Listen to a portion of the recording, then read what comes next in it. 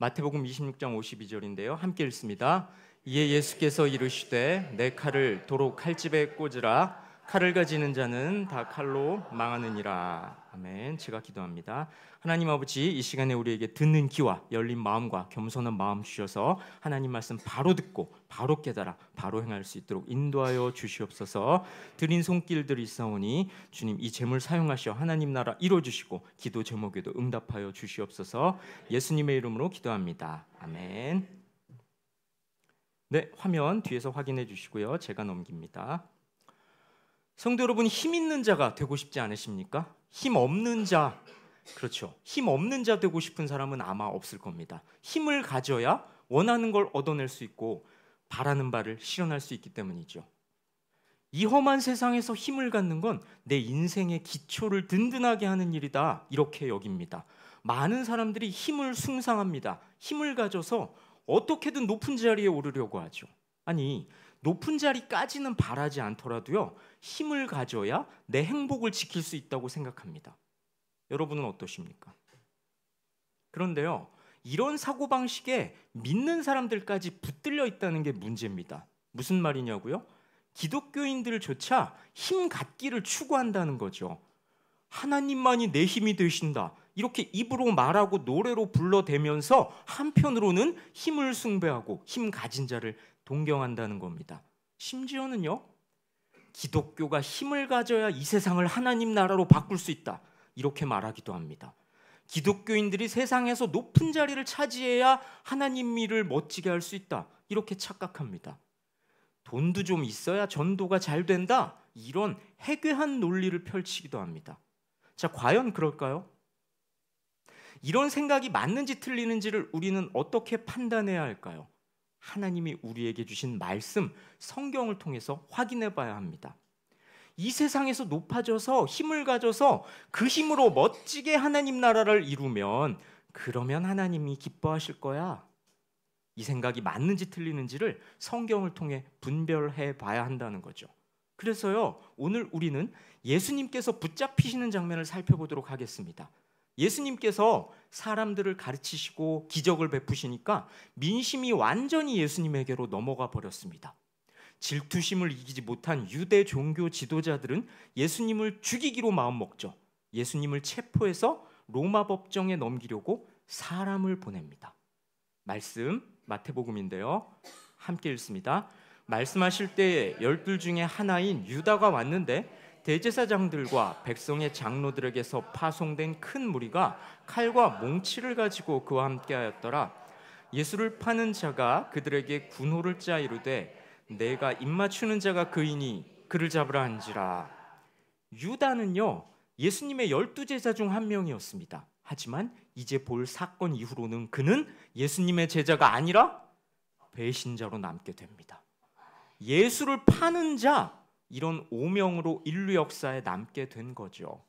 자기가 입맞추는 인사를 하는 자, 그 자가 바로 예수 그 사람이니까 그를 체포하면 된다, 이렇게 미리 불안당들하고 입을 맞춰 놓은 거죠. 예수님을 체포하러 온 자들은 손에 칼과 몽둥이를 들고 있었습니다. 이제 여차하면 무력 사건이 발생할 것 같은데요, 예수님은 어떻게 대응하실까요? 이어지는 말씀 함께 읽습니다. 곧 예수께 나와 랍비여 안녕하시옵니까 하고 입을 맞추니 예수께서 이르시되 친구여 내가 무엇을 하려고 왔는지 행하라 하신대. 이에 그들이 나와 예수께 손을 대어 잡는지라. 미리 짜놓은 대로 유다는 예수님께 가까이 옵니다. 선생님 안녕하십니까 이러면서 입을 맞추죠. 그런데요,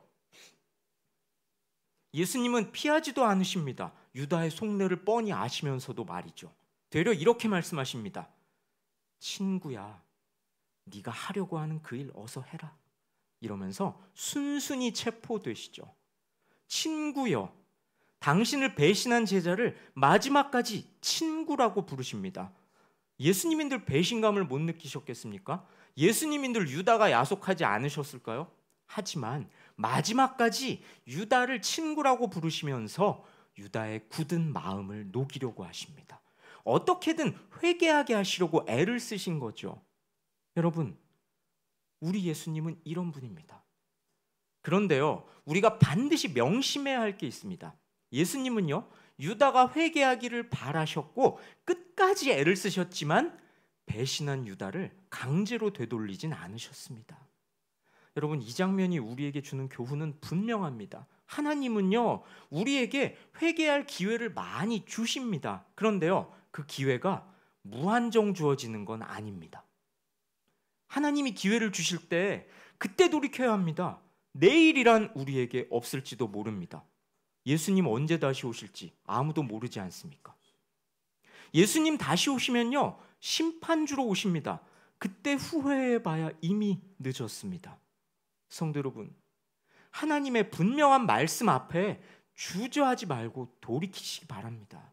늦기 전에 회개하시기 바랍니다. 자, 우리 예수님은 체포당하시게 됐는데요, 예수님을 모시던 제자들은 어떻게 대응했을까요? 말씀 함께 읽습니다. 예수와 함께 있던 자 중에 하나가 손을 펴 칼을 빼어 대제사장의 종을 쳐 그 귀를 떨어뜨리니, 예수님의 제자 중 한 명이 칼을 꺼내서 체포하겠다고 달려드는 자를 공격합니다. 그 자의 귀를 칼로 베서 떨어뜨리죠. 끔찍한 일이 벌어졌습니다.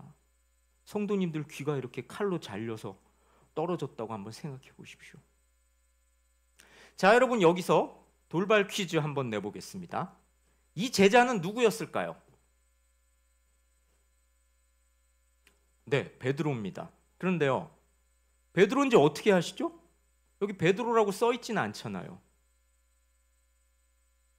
네, 지금 우리가 보고 있는 마태복음 9절에는 실명이 없지만요, 요한복음에는 이렇게 기록되어 있거든요. 함께 읽습니다.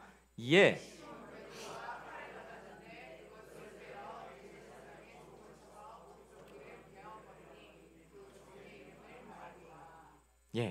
요한복음에는 시몬 베드로라고 명시가 되어 있죠.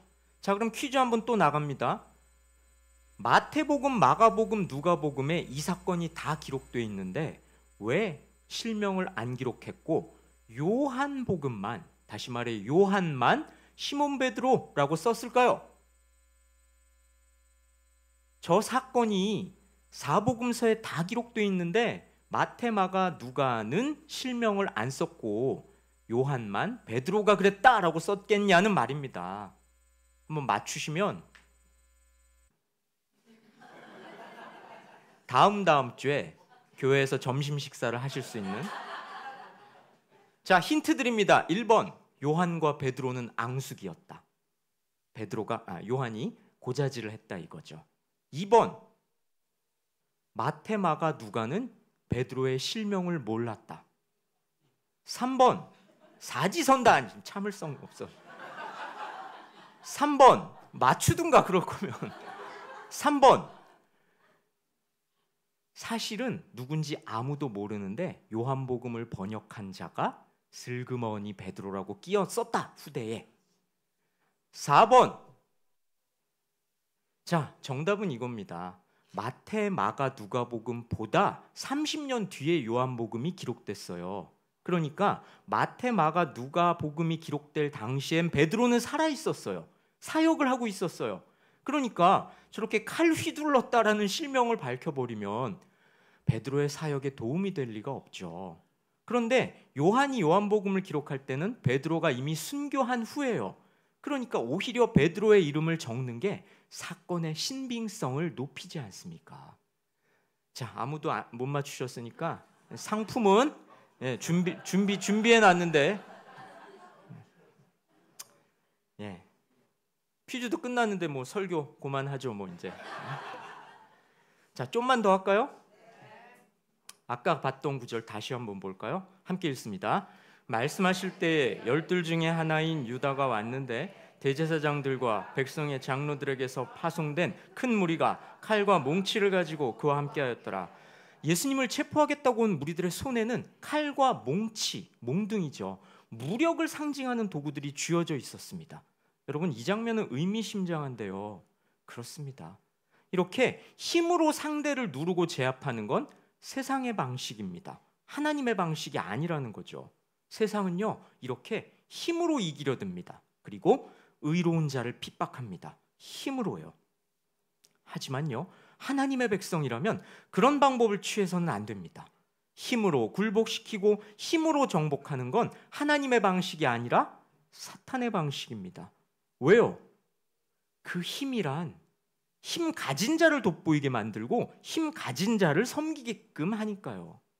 세상은 지금도 우리를 향해서 힘으로 이겨라, 힘을 가져서 정복해라 이렇게 유혹합니다. 하지만요, 그 힘이라는 게 얼마나 매력적이면서도 위험한 건지를 알아야 합니다.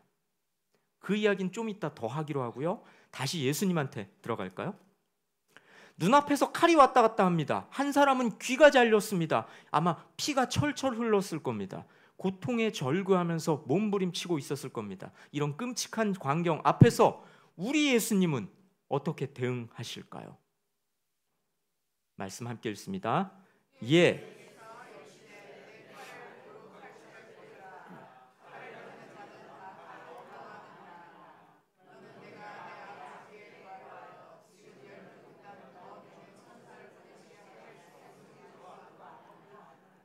예수님께서는 칼 휘두른 베드로를 타이르십니다. 칼을 사용한 자는 칼로 망한다고 말씀하시면서요. 그러시면서 중요한 말씀을 덧붙이십니다. 지금이라도 내가 하나님께 구하면 하나님께서 엄청난 군대를 보내셔서 날 구해주시지 않겠냐? 내가 그렇게 할 능력이 없어서 가만히 있는 줄 아느냐? 예수님께서 무능해서 힘이 없어서 가만히 당하고만 계신 게 아니라는 겁니다. 그럼 왜요? 힘으로 이기려 들고 힘으로 권세를 잡으려 드는 건 하나님의 방식이 아니라 세상의 방식이기 때문이죠. 칼을 가지는 자는 다 칼로 망하느니라.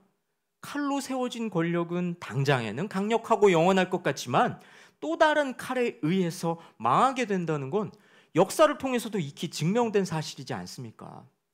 그렇다면 하나님의 방식이란 뭔데요? 무조건 저주라는 겁니까? 언제나 무기력하게 당하기만 하라는 겁니까? 그럴 리가요. 하나님의 방식이 뭔지는 예수님의 이 말씀 안에서 찾을 수 있겠습니다. 함께 읽습니다. 내가 만일 그렇게 하면 이런 일이 있으리라 한 성경이 어떻게 이루어지겠느냐 하시더라. 만약 예수님이 권능을 발휘해서 이 위기를 모면한다면 말입니다. 예수님이 잡혀가실 거라는 구약의 예언이 이루어질 수 없게 됩니다. 구약의 예언이 뭔데요? 하나님의 뜻, 하나님의 말씀이잖아요. 그렇습니다. 예수님께서는 공경을 벗어날 충분한 힘을 갖고 계셨습니다. 하지만 그럼에도 당신의 능력을 과시하듯이 나타내지 않으셨습니다. 왜요? 하나님 뜻이 이루어지게 하려고, 하나님 말씀대로 순종하려고. 성도 여러분, 하나님께서는요, 우리가 힘을 발휘해서 세상의 높은 자리에 오르기를 원하지 않으십니다. 우리가 높은 자리에 서면 더 많은 영향력을 발휘할 수 있고 더 좋은 일을, 하나님의 일을 시원시원하게 추진할 수 있으니 어서 힘쓸 수 있는 자리에 올라가자. 여러분, 이건요, 하나님이 원하시는 방식이 아닙니다. 높은 자리에 올라야 되는 사람이라면 하나님께서 알아서 그 자리에 세우실 겁니다. 우리가 해야 할 일은요, 높아지고 힘을 가지려 애쓰는 게 아니라 하나님 뜻에 순종하는 겁니다. 내가 낮아지더라도, 내가 힘없어 보이게 될지라도 말이죠. 성도가 가야 할 길은 좁은 길, 십자가의 길이고, 성도가 서야 할 자리는 낮은 자리, 섬김의 자리, 이 세상에 보란듯이 힘을 자랑하는 높은 자리, 넓은 길, 섬김받는 자리가 아니라는 겁니다. 만약에요, 높아져서 하나님의 일을 많이 하겠다, 이런 원대한 포부를 갖고 계신다면 스스로에게 정직하게 물어보시기 바랍니다. 하나님께 영광을 돌리고 싶은 건가? 내가 높아지고 싶은 야망이 있는 건가? 앞에서 제가 힘이 얼마나 매력적이면서 또 위험한 것인지를 알아야 한다고 말했습니다. 그렇습니다. 힘이란 중립적이지 않습니다. 힘을 가져서 하나님의 일을 하겠다고 할지라도 금세 그 힘이 목적이 되어버립니다. 하나님을 제쳐둔 채 힘이 우선순위를 차지하게 된다는 거죠. 그러면 그 힘은 그 사람을 금세 지배할 겁니다. 힘이 사람을 노예로 만들 겁니다. 여러분, 힘을 중립적으로 쓸 수 있는 존재란 하나님뿐입니다. 여러분, 이 영화가 요즘 인기를 끌고 있습니다. 킹 오브 킹스라는 영화인데요. 우리말로 하자면 왕 중의 왕 이런 뜻이죠. 이 예배 마치고 나서도 보러 가시는 분들이 꽤 있는 걸로 알고 있습니다. 이 영화에 주목할 만한 장면이 있습니다. 개구쟁이 어린이가 한 명 등장하는데요. 이 아이는 아서왕 이야기를 유난스럽게 좋아합니다. 아서왕이 누구냐면요, 영국 지방에서 전설처럼 전해져 내려오는 신비로운 왕이죠. 자세히는 모르더라도 아서왕이란 이름을 들어보신 분 꽤 있으실 겁니다. 저도 어릴 때 TV에서 아서왕에 대한 만화 영화를 본 기억이 있으니까요. 아서왕은요, 전설의 검 엑스칼리버를 가지고 다닙니다. 아서왕 하면 이 칼로 유명할 정도죠. 그런데요, 이 개구쟁이 아이가 아서왕을 좋아한 나머지 장난감 칼을 애지중지합니다. 아마 엑스칼리버를 본딴 칼 같은데요. 왜 성도님들도 그러지 않았습니까? 어릴 때 장난감 칼 허리에 차고 다니지 않았습니까? 친구들하고 칼싸움도 하고요. 마치 무슨 기사라도 된 양 뽐내면서 동네를 휘젓고 다니지 않았습니까? 자, 이 개구쟁이 아이도 시도 때도 없이 칼을 휘두르면서 말썽을 피우고 다니는데요. 어느 날은 말썽을 피우다가 아빠한테 크게 혼납니다. 아빠는요, 왕 이야기를 좋아하는 아들한테 왕 중의 왕, 진짜 왕이신 예수님 이야기를 들려줍니다. 아이는 실감나는 아빠의 이야기 속으로 빠져들어가 버리죠. 그리고 예수님의 출생부터 부활까지 그분에 대한 이야기를 다 듣게 됩니다. 그런데요, 예수님의 이야기를 다 듣고 난 이 아이, 어떤 행동을 할까요?